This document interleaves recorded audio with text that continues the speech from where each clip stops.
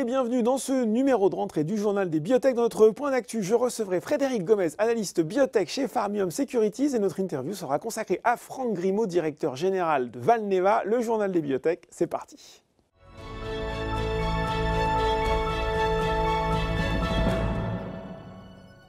Et on commence ce journal des biotech par le point d'actualité. Je suis en compagnie de Frédéric Gomez, analyste spécialiste des biotech chez Pharmium Securities. Bonjour Frédéric. Bonjour Laurent, merci de votre invitation. Et bien alors, c'est la rentrée du journal des biotech. On a plein de choses à se dire. Il s'est passé plein de choses entre effectivement le mois de juin et cette rentrée de septembre.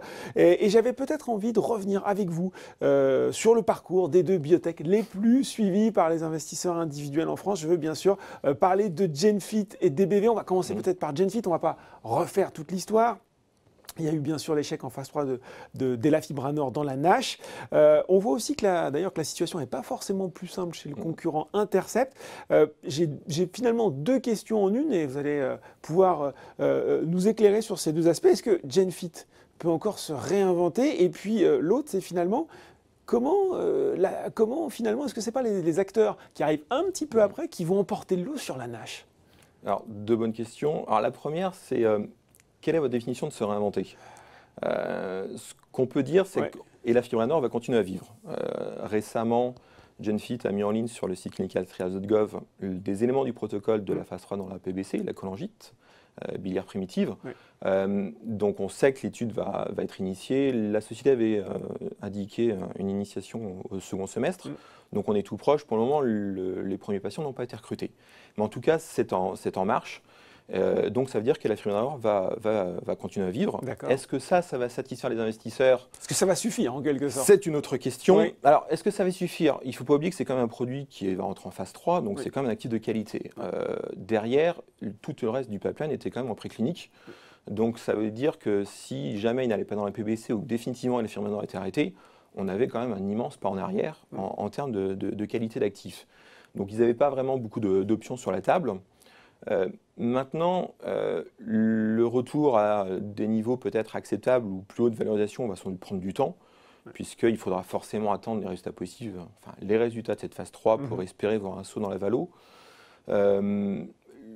Il est évident qu'on l'a vu par le passé, quand un dossier a échoué et que les investisseurs sont sortis pour les faire revenir sur le dossier, c'est très très compliqué. Surtout sur un dossier passionnel comme Genfit. Voilà, on pourra en reparler, mais ce sera sans doute la même chose sur DBV. Et là, forcément, il faudra des data positives de phase 3 pour qu'il y ait à nouveau de l'appétence pour Genfit. Bon, donc il va se passer du temps. Alors, néanmoins, je pense qu'il faut quand même insister sur un point, c'est que on sait que la NASH, il y a des challenges, notamment sur le plan réglementaire, aussi sur le plan clinique. L'avantage de la PBC, c'est que à ce niveau-là, c'est quand même un peu plus simple. Intercept l'a démontré, puisque Ocaliva est approuvé dans la PBC depuis déjà quelques années, que le chiffre d'affaires était quand même de 250 millions de dollars l'an dernier, donc c'est pas totalement rien. Cette année, ils sont sur un rythme, après le premier semestre, à 300 millions de dollars. Donc c'est-à-dire qu'il y a un marché. Mais le point qui me semble le plus important, c'est vraiment sur le plan clinique réglementaire. La phase 3, là on parle d'une phase 3 sur 150 patients, contre le placebo. On n'est pas à 1000 ou 2000 dans la NASH, donc c'est-à-dire un coût d'étude qui sera forcément moindre. Pas de biopsie, je crois. Il n'y a pas de biopsie. Là, il va falloir aller regarder dans un prélèvement sanguin, faire un dosage des phosphatases alcalines. Donc on a quand même un environnement dans la PBC qui, sur le plan clinique réglementaire, semble quand même plus abordable, plus simple que la NASH, où il y a de multiples obstacles qui se dressent sur la route des candidats. Donc là, on va dire que Genfit fait preuve un peu de pragmatisme. Maintenant, une fois de plus, pour qu'il y ait un retour à une meilleure valo, ça va prendre du temps. Ça va prendre du temps. Et dans la NASH, alors justement, est-ce que finalement, on a vu, il y a des résultats encourageants chez Inventiva, il y a 89 Biotech chez Akero. Est-ce que ces acteurs dont on pensait qu'ils étaient peut-être un peu en retard, finalement, vont pas arriver avec des traitements plus efficaces? Alors, la morale de cette histoire, c'est qu'il ne fait pas forcément moins d'être un pionnier, parce qu'il est clair et net qu'Intercept et Genfit ont ouvert la voie à tous les autres. Et que tous les autres se sont inspirés, ont été influencés parce qu'ils ont analysé les études. Ils ont essuyé les plâtres, sur ce qu'on fait les précédents. Tout à fait. Alors, il faut encore être un peu prudent sur Intercept parce que malgré la CRL, on sait qu'ils vont rencontrer la FDA. Ils ont déjà exprimé publiquement qu'ils ne comprenaient pas la décision, qu'ils n'étaient pas forcément d'accord. On peut s'attendre à ce qu'Intercept mobilise des experts et des patients pour montrer au front avec eux. Donc, est-ce que la décision de la FDA peut être modifiée? L'avenir le dira. C'est quelque chose qu'il ne faut pas non plus complètement, totalement exclure. Alors bien évidemment, on n'est pas dans le secret des conversations entre Intercept et la FDA. Peut-être que les minutes des échanges dans le passé ou la CRL sont un peu plus négatifs, mais en attendant, il ne faut pas tout de suite enterrer encore Intercept. Maintenant, il est évident, quand on compare les datas d'efficacité obtenues par les acteurs que vous mentionnez, et je rajouterai aussi Novo Nordisk, puisque Novo Nordisk a annoncé en avril ou mai avec semaglutide à la dose de 0,4 des bonnes datas de résolution. Il est évident que tous ces acteurs-là pourraient être les grands vainqueurs de cette course. Ce ne serait pas la première fois que ce sont les seconds qui donnent le pion au premier. Maintenant, il y a encore des incertitudes. C'est vrai que il y a beaucoup encore de scepticisme de la part des investisseurs sur la NASH, parce qu'on a du mal à lire la position de la FDA. Est-ce que la FDA veut une résolution de la NASH? Est-ce que la FDA veut une amélioration de la fibrose? Entre les lignes, on commence aussi à avoir le sentiment, est-ce que les biopsies vont donner des datas qui sont robustes et pertinentes d'un point de vue clinique? Donc il y a tout un tas de choses qui font que... Le contexte est encore assez mouvant. Le contexte est un peu compliqué, on a du mal à y voir clair, surtout après le refus provisoire ou définitif de Caliva. Donc il faut surveiller ça. Après, les challenges quand même des autres sociétés, ça va être de reproduire sur une étude plus grande, entre 1000 et 2000 patients, ce qu'elles ont observé sur des phases 2. On peut penser qu'ils ont de la marge vu les data d'efficacité, puisque avec plus de 40% de réponse avec Inventiva, on peut partir du principe que même si ça tombe de 40 à 30 ou 25, ils ont encore de la marge par rapport au placebo. Il y a cet effet placebo, on voit bien entre ce que fait GenFit et ce que fait Intercept, il y a quand même un gros delta. Donc il y a encore des gros points d'interrogation qui pèsent un peu sur les acteurs. On peut le voir notamment avec Poxel, où l'histoire NASH ne fait pas encore totalement bondir les investisseurs. Il va falloir qu'on continue à surveiller cette histoire NASH. Alors, autre biotech très suivie et malheureusement autre échec, DBV Technologies avec aussi la Complete Response Letter, la CRL de la FDA, pour le Viaskin Peanut. Là aussi, j'ai envie de vous poser une question toute simple. Comment se dessine maintenant l'avenir de la biotech tricolore? Il faut relever potentiellement des fonds pour une nouvelle étude. Est-ce que ça c'est réaliste? Il y a la BPI qui est au capital. Et puis derrière, finalement, comme la NASH, ce marché de l'insensibilisation à l'allergie aux arachides, est-ce qu'il est si mirifique que ça? Est-ce que c'est l'Eldorado qu'on imaginait à un moment? Alors, l'avenir nous le dira avec Immune. Racheté par Nestlé, Racheté par Nestlé. Voilà. Donc, ça a été un peu le double effet pour DBV, parce qu'on voit que le concurrent direct qu'a eu l'AMM se faisait racheter par un gros acteur. Et quelque part, c'est comme une validation de la science. C'est-à-dire que si les experts de Nestlé ont décidé de racheter Immune, ils ont quand même fait une due diligence. Ils avaient aussi sans doute accès aux data de DBV, puisqu'il y a des due diligence qui ont dû être faits dans le passé, puisque c'est quand même un petit monde, un petit univers, et tout le monde regarde tout le monde. Il y a quand même un accord de collaboration dans le diagnostic avec Nestlé. Donc Nestlé a aussi regardé DBV sans aucun doute. Bien sûr. Alors, l'avenir de DBV, c'est une... pour moi, il est sombre. Ça va être extrêmement compliqué pour eux. D'une, parce que derrière, qu'est-ce qu'il y a dans le pipe? Il y a Skin Milk pour l'allergie au lait. Mais on est en phase 2. Le produit, on était plus ou moins en pause. Enfin, on n'a pas une trop grande visibilité dessus. Je rappelle, a priori, que le patch du Viaskin Milk, c'est le même que le patch de l'arachide. Donc, s'il y a des modifications à faire sur le patch, parce que la FDA le demande, ça veut dire que ça a aussi un impact potentiellement sur ce produit-là. On est en phase 2, on a un programme de phase 3 qui va être à faire et combien il coûte. Sur Viaskin Peanut, même si la société a indiqué qu'elle voulait rencontrer l'agence, alors autant sur Intercept, on peut penser qu'il y a peut-être un moyen de s'en sortir, vu les data cliniques. Là, j'ai du mal à croire quand même qu'elle va changer son opinion. Il y a quand même eu de multiples faisceaux par le passé qui ont été des signaux négatifs. Là, on a aussi une liste où on parle de problèmes de production, d'adhésion du patch. On sait qu'il y aura de toute façon une nouvelle étude clinique à faire. Pour rappel, avant l'étude de phase 3 Pépite, qui était initiée en fin 2015, la société avait levé des fonds, en juillet 2015 de mémoire. Il y avait quand même eu 200 millions d'euros de levée, en partie pour financer l'étude de phase 3. Donc on peut penser que puisque la question principale au final qui va se poser pour le management, c'est est-ce que Viaskin Peanut, on continue à le faire vivre ou est-ce qu'on le met à la poubelle? Ça dépend forcément du coût, donc il faut qu'ils sachent vraiment ce que la FDA attend d'eux et estimer le coût pour potentiellement espérer avoir une AMM un jour. On peut penser raisonnablement qu'il y aura quand même au moins 100 millions à investir, parce que la partie production, s'il faut refaire beaucoup de choses, il faut faire des batchs cliniques, mais après il faudra faire des batchs commerciaux en temps et en heure, et ça a un coût. Une étude clinique, on peut penser qu'il faudra quand même faire une belle. Les résultats n'avaient pas non plus été aussi impressionnant que ça sur la phase 2 et la phase 3. Ouais. Pour rappel, d'un point de vue purement statistique, hein, préspécifié dans le protocole, Ouais. la phase 3 était négative. Alors, ça, c'est pas forcément joué à grand-chose.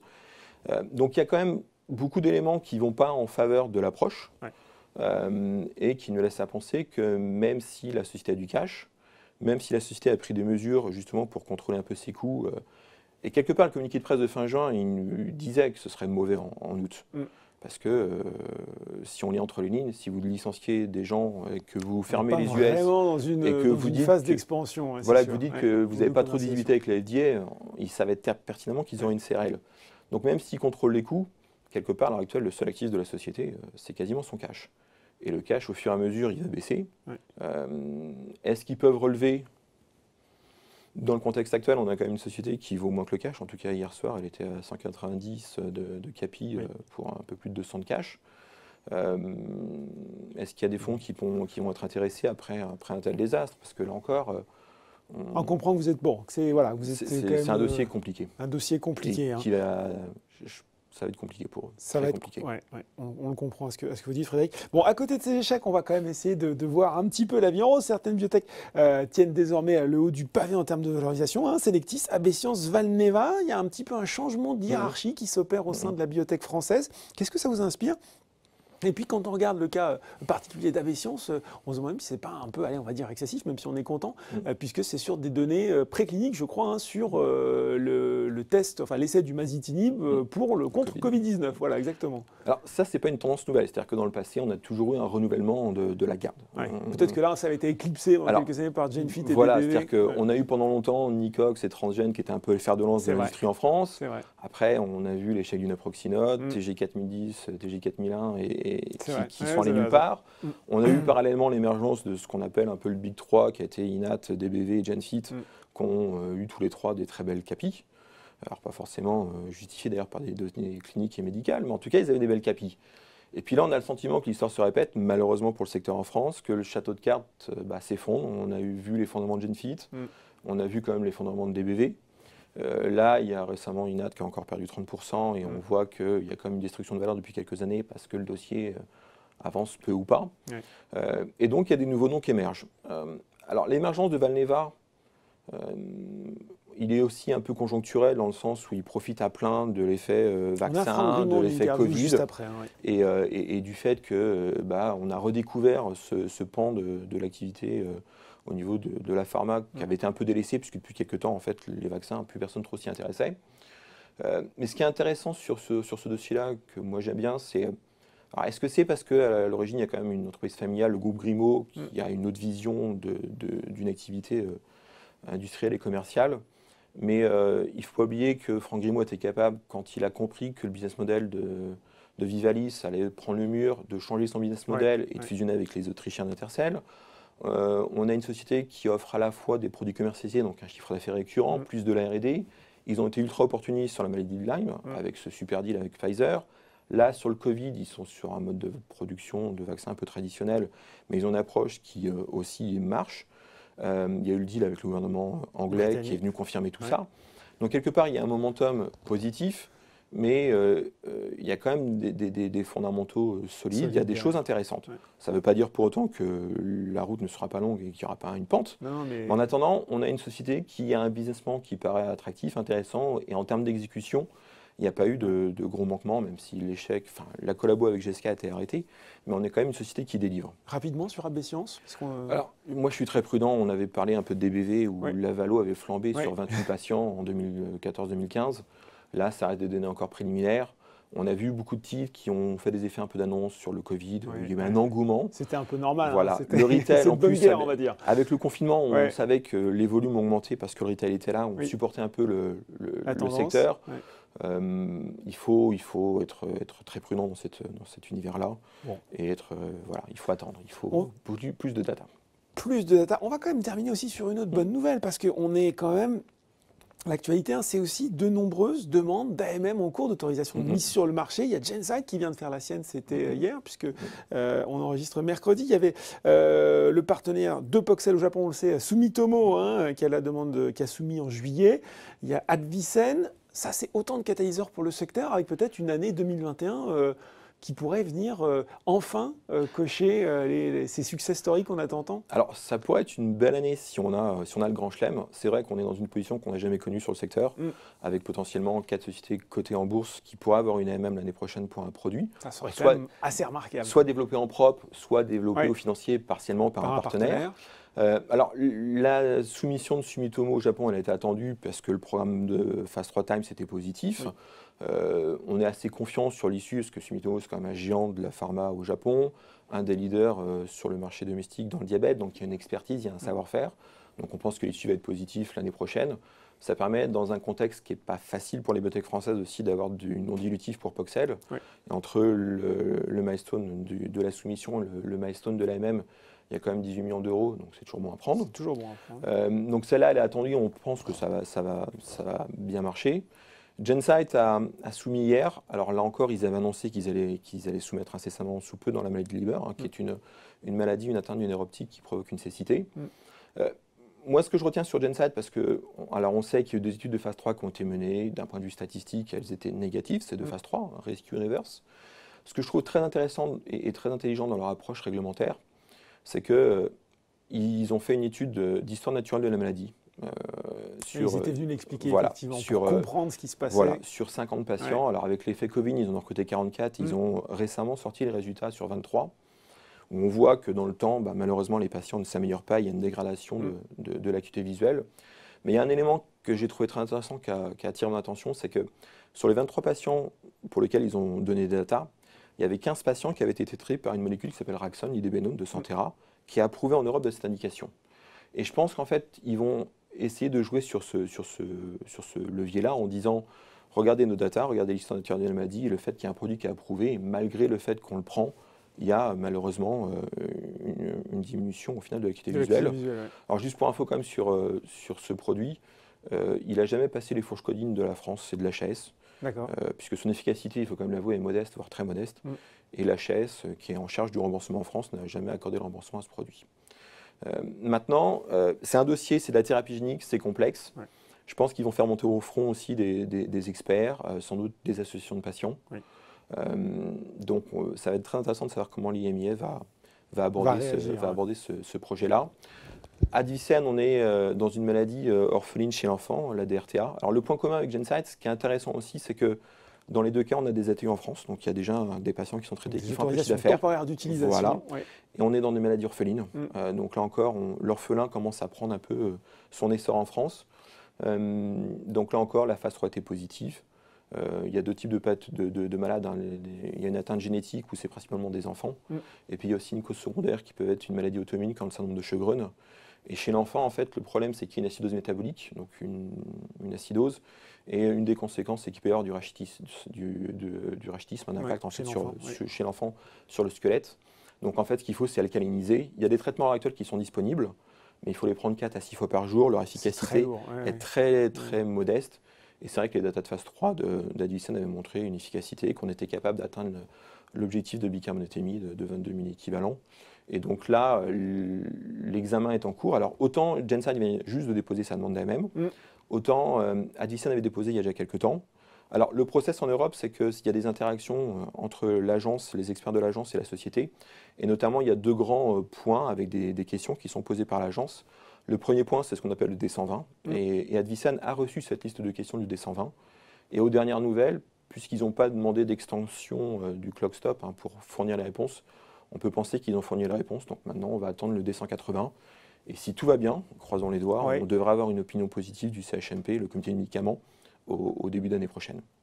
Et la dernière, c'est INAT. Alors là, par contre, petite info sur INAT, puisqu'on a un timing qui est à peu près similaire à Advicen, donc c'était intéressant de comparer les deux.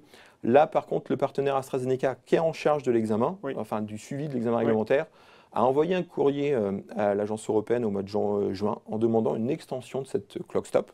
Ça veut dire que pour répondre aux questions du D120, ils ont besoin visiblement d'un peu plus de temps que les 3 mois normaux. Ce qui est un peu surprenant, non ? Ça présage en rien de l'issue. Il y a peut-être un effet Covid, mais quand on sait que le produit est approuvé aux US depuis 2018, on peut penser qu'ils ont quand même tous les éléments en leur possession, qu'ils ont aussi répondu à des questions de la FDA.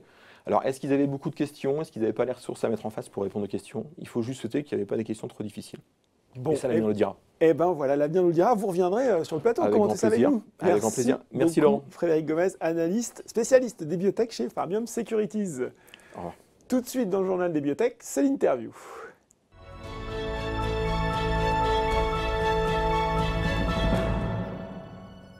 Et j'ai le plaisir de recevoir sur le plateau Franck Grimaud, directeur général de Valneva. Valneva, une biotech introduite en 2007, spécialisée dans les vaccins, vaccins contre le chikungunya, la maladie de Lyme et plus récemment le Covid-19.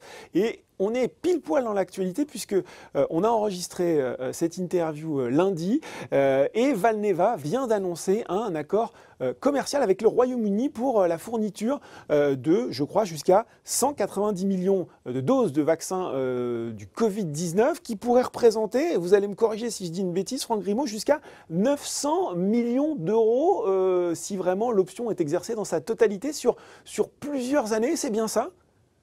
Plus que ça en fait, puisque la commande ferme du gouvernement britannique, c'est 470 millions d'euros, plus en option 130 millions de doses supplémentaires qui peuvent nous amener à 1,4 milliard d'euros sur la période 2021-2025.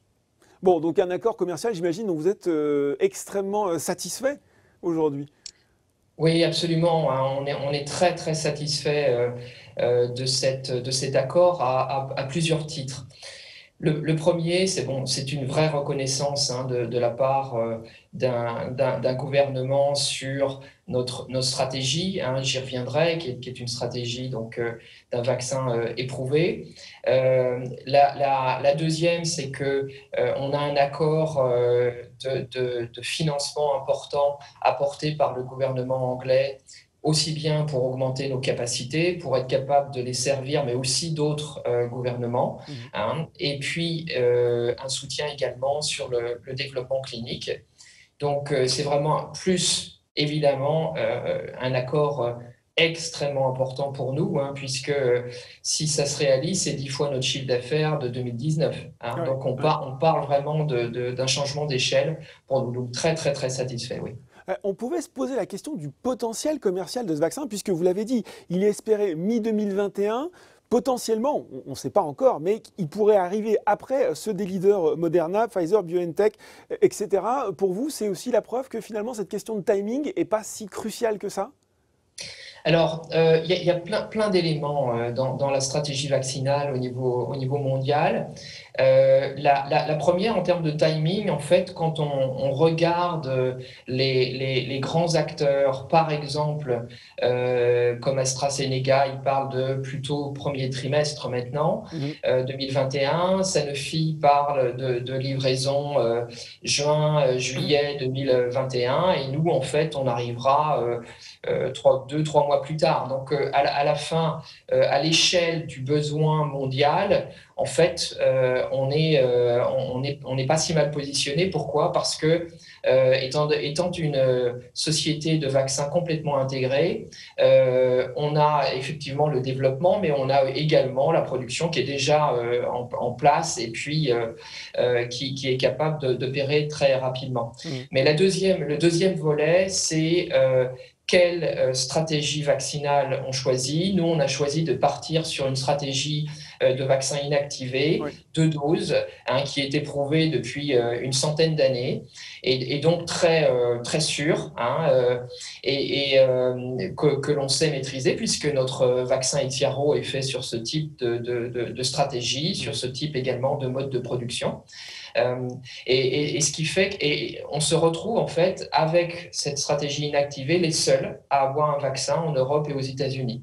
Et c'est la raison pour laquelle dans le portefeuille de vaccins, les États souhaitent avoir notre vaccin également, puisque aujourd'hui, personne ne sait, aussi bien en termes d'efficacité et de safety, qui devient un enjeu très important au niveau du public à mesure qu'on avance. On le voit dans les sondages, l'aspect sécurité du vaccin est très très important, et de ce point de vue-là, je pense qu'on a probablement une des meilleure stratégie, une des stratégies la plus éprouvée.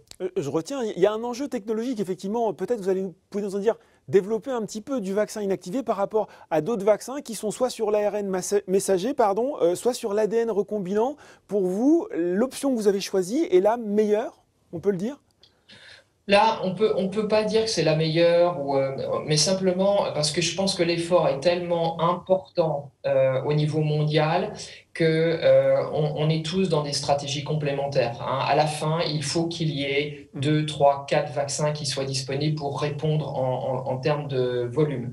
Simplement, c'est vrai que dans les stratégies aujourd'hui de développement, il y a des nouvelles technologies qui sont testées, hein, et pour lesquelles aucun vaccin dans aucune maladie n'a jamais encore été enregistré. Ils vont vite, hein, et on espère qu'ils vont être capables de sortir un vaccin à nouveau sûr et efficace, hein.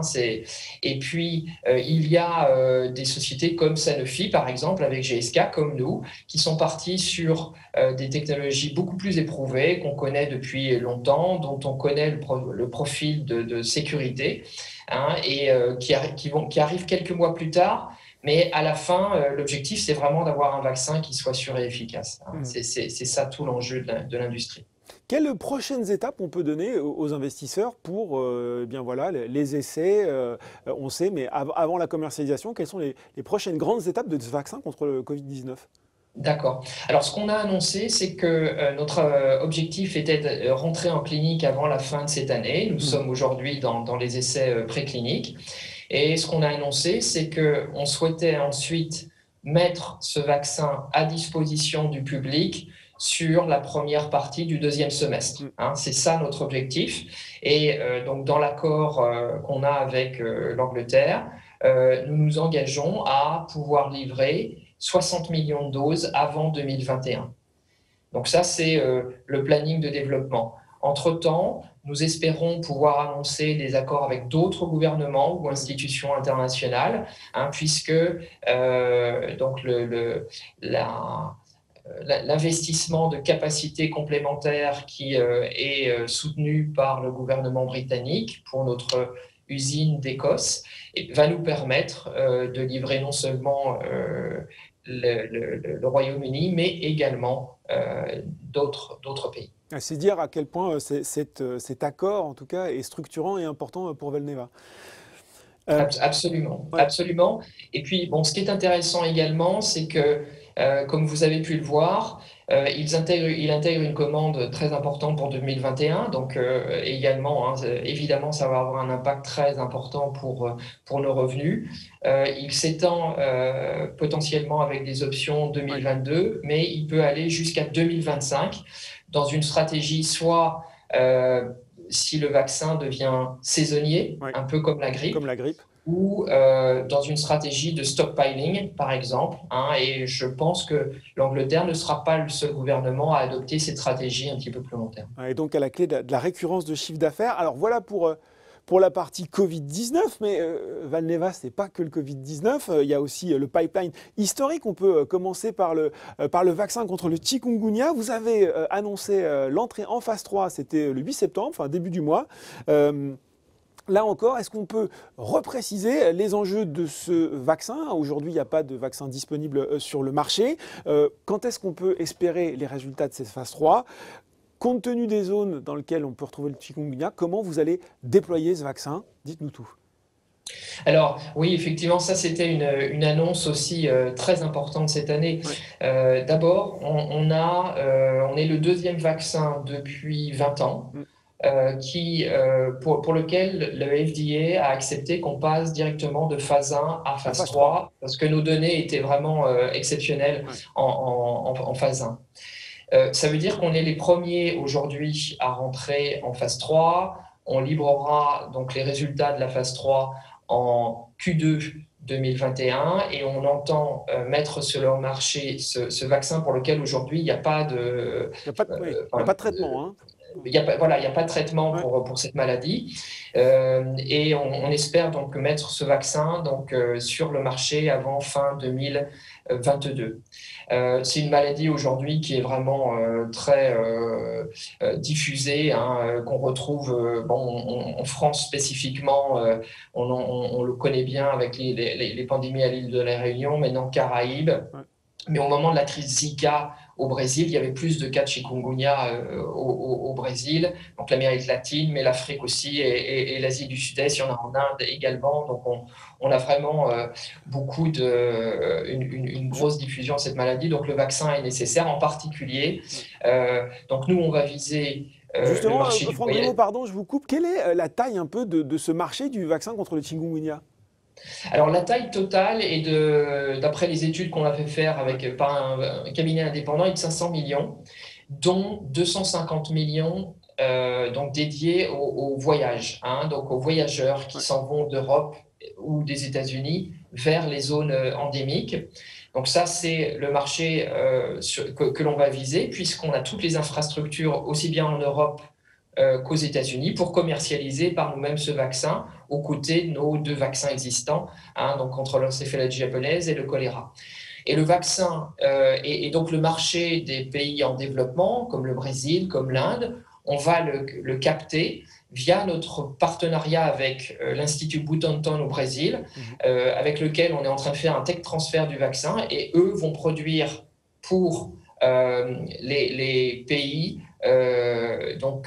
comme le Brésil, comme l'Inde, et on touchera donc des milestones et des royalties. Bon, alors voilà pour le chikungunya, mais c'est dire si cette actualité, elle est riche en ce moment sur Valneva, puisqu'on a aussi la maladie de Lyme pour laquelle vous avez annoncé un accord avec Pfizer, c'était en avril, si ma mémoire est bonne. Là aussi, on a eu, je crois, des résultats initiaux positifs de phase 2, dans une maladie pour laquelle il n'y a pas non plus véritablement de vaccin, et pas véritablement plus de solution. Là aussi, comment vous allez dérouler votre stratégie avec un partenaire, là aussi promesse tenue, que vous aviez annoncé en début d'année, qui est maintenant là et qui va, j'imagine, vous donner les pleins moyens pour développer ce vaccin également? Oui, tout à fait. Donc ça, c'est un accord totalement structurant pour nous, pour plein de raisons. Donc la maladie de Lyme, il y a 250 000 cas nouveaux en Europe, 300 000 cas nouveaux aux États-Unis, hein, donc avec pour un pourcentage des séquelles à long terme. Hein, je pense qu'on connaît tous des gens qui ont eu cette maladie ou qui l'ont actuellement. On On est les rappelle peut-être seuls pour les gens aujourd'hui. qui ne sont pas familiers, maintenant on commence à la connaître, mais c'est une maladie qui est transmise par les tiques infectés, hein, c'est ça? Ouais. Exactement. Et on est les seuls aujourd'hui en développement clinique et on a cherché un partenaire pour 2 raisons. La première, c'est que la phase 3 est importante et on souhaitait partager les coûts de cette phase 3. Mais la deuxième, peut-être plus fondamentale, c'est qu'il va falloir un réseau commercial très étendu pour rencontrer l'ensemble des médecins, l'ensemble des pédiatres dans les zones endémiques, donc les 16 États du nord-est des États-Unis. Il y a plus de 100 millions de personnes et toute l'Europe. Hein, et donc, on a 300 à 400 millions de cibles potentielles. Et donc, notre réseau commercial qui est dédié au voyage ne correspondait pas à ce besoin très, très, très étendu. Et Pfizer est vraiment le partenaire idéal. À la fois, bon, évidemment, ils ont une grosse motivation à développer ce vaccin. Ils ont aussi un autre vaccin du tic contre, cette fois-ci, un virus, l'encéphalite du tic. Et donc, ils seront les seuls au monde à avoir dans leur portefeuille donc les 2 vaccins contre les maladies du tic. Et donc, l'accord, en fait, c'est environ 300 millions de dollars de front et de milestone, 130 qui nous ont déjà été versés, et plus de 19% de royalties pour un vaccin qu'on attend au-delà du milliard de dollars de chiffre d'affaires et qu'on espère commercialiser en 2025. Donc En ce qui 2025. concerne la phase 3, Oui. on va en prendre en charge 30%, ils en prennent en charge 70%. Voilà, donc c'est un accord très équilibré et effectivement majeur pour nous. Avec un démarrage de cette phase 3 qui pourrait avoir lieu quand? Alors, maintenant, c'est Pfizer qui contrôle qui va donc impulser. le phasing, mais on espère pouvoir démarrer la phase 3 en 2022. Bon, phase 3 en 2022, on voit que l'actualité va être également fournie. Il y a différentes espèces pathogènes de Borrelia, qui est cette bactérie. C'est un vaccin qui sera efficace contre toutes ces espèces pathogènes? Voilà, donc on a construit ce vaccin pour couvrir les 5 grands sérotypes qui sont présents donc, en Europe et le sérotype qui est présent aux États-Unis et dans les deux cas qui représente 95% des contaminations. Donc notre vaccin est fait pour bien protéger en Europe et aux États-Unis. Bon, voilà pour le chapitre et bien également du vaccin contre la maladie de Lyme. On va maintenant parler de Valneva, société qui a un chiffre d'affaires, là aussi, une spécificité un peu dans le monde des biotech, avec une gamme de vaccins, justement, vous l'avez dit, dont plusieurs sont destinés aux voyageurs. Il y a eu, sans surprise, finalement, un petit recul de l'activité, de 12% au premier semestre. Comment se présente la suite de l'année ? Et puis surtout, comment vous évaluez finalement sur cette activité l'impact attendu et sans doute assez durable de la baisse du tourisme ? Voilà. Alors effectivement, cette année, on a donné une guidance de 70 à 90 millions d'euros de chiffre d'affaires pour notre activité commerciale. Donc on va rentrer dans cette guidance. On a annoncé un accord tout récemment avec l'armée américaine où on a sécurisé. D'habitude, avec l'armée américaine, c'est un contrat qui se renouvelait chaque année. Ouais. Le dernier qu'on avait annoncé, c'était 70 millions de dollars. Et là, on a annoncé un accord de 3 ans jusqu'à 166 millions de dollars potentiels. Et donc, ça, c'est très important pour nous parce que ça représente quand même une partie importante de ce business de vaccins du voyage.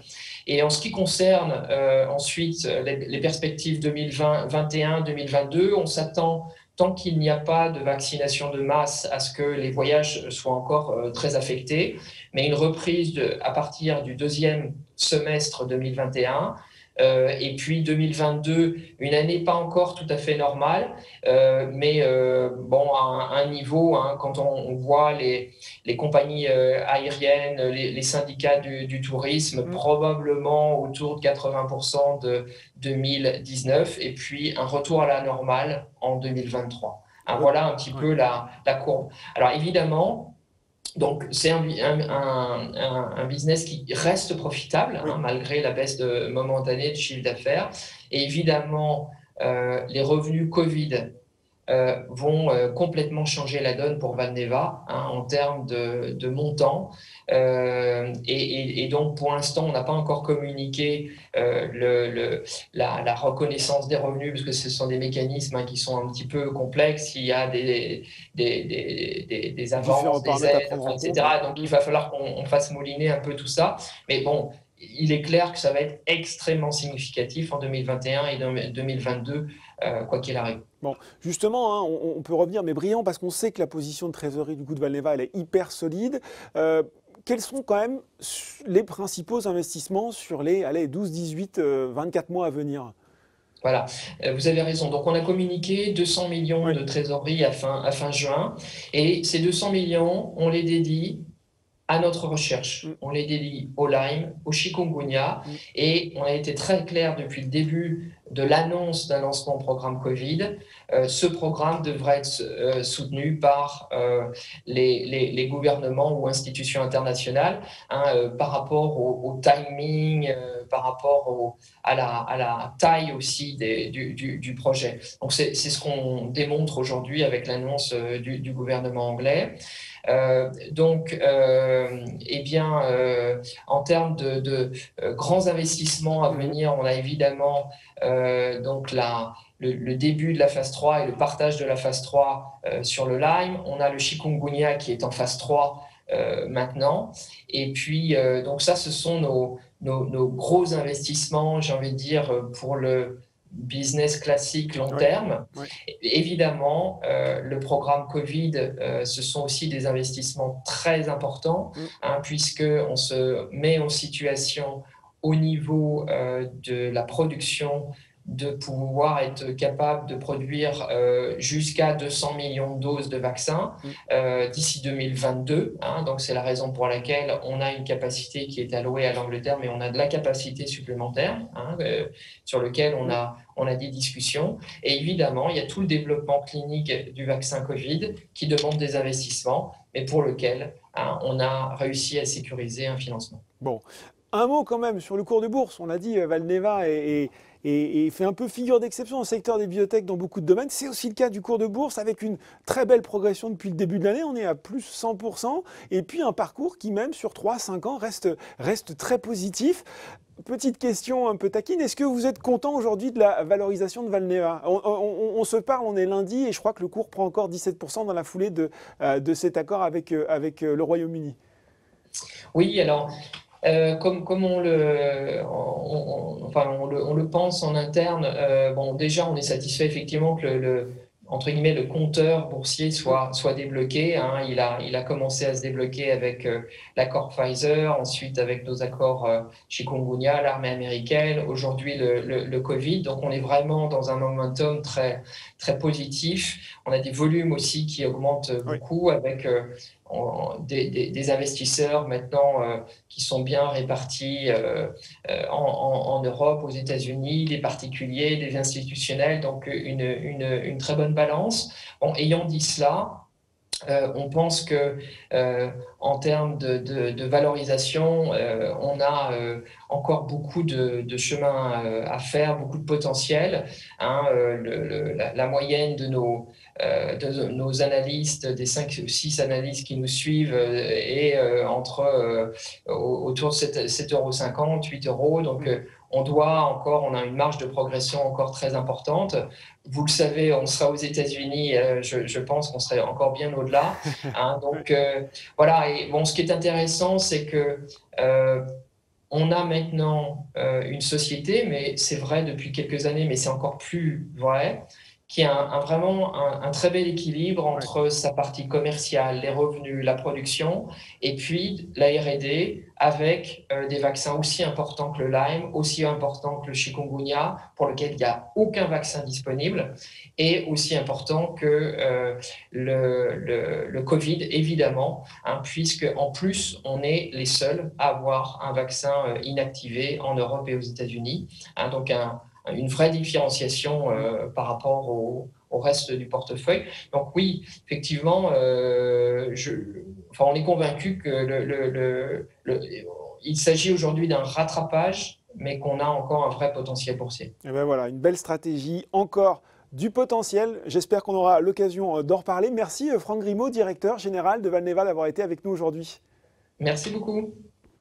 Ce journal des biotech est désormais terminé. On se retrouve dans 2 semaines pour un prochain épisode. Merci.